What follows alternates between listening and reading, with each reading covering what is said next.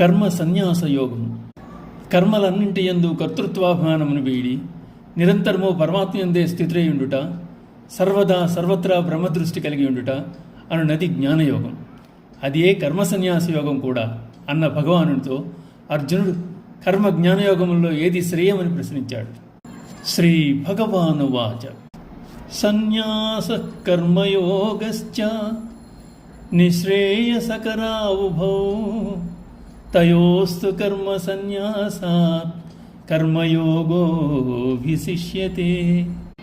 అందుకు భగవానుడు రెండూ శ్రేష్టమే అని పలికి సాధనయందు సులభమగుటచే ప్రారంభమున కర్మాచరణమును రాగద్వేషములు లేని నిష్కామ కర్మను ఆచరించమని ఆదేశించాడు. గీతయందు సన్యాసము అను పదం సందర్భానుసారంగా వేర్వేరు అర్థాల్లో చెప్పబడింది.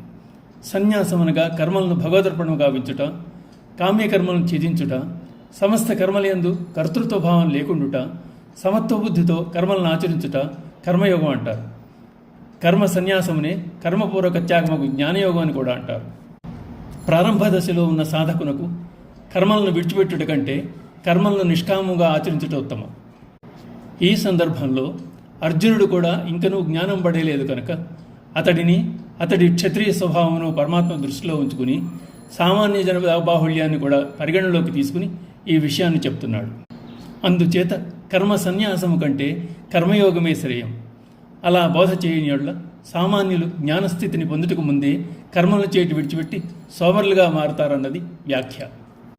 జ్ఞేయ స నిత్య సన్యాసి యో నద్వేష్టి న కాంక్షతి నిర్ద్వంద్వో హి మహాబాహో సుఖం బంధాత్ ప్రముచ్యతే. మహాబాహో అర్జున, ఎవ్వరిని ద్వేషింపని దేనిని కాంక్షింపని కర్మయోగిని నిత్య సన్యాసిగా తెలుసుకును. ఎందుకంటే రాగద్వేష ద్వంద్వములను అధిగమించినట్లే అతడు సంసార బంధము నుండి అవలీలగా ముక్తుడవుతాడు. వేషము ధరించినంత మాత్రాన సన్యాసి కాడు.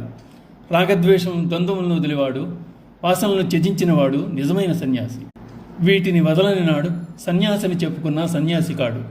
ఇవి కలిగి ఉన్నవాడు గృహస్థైనా సన్యాసిగానే పిలువబడతాడు. గృహస్థైనటువంటి వాడు నిత్యము కర్మలను ఆచరించుతున్న నిత్య సన్యాసిగానే పరిగణించబడతాడు అంటున్నాడు భగవానుడు. ఓం నమో భగవతే వాసుదేవాయ.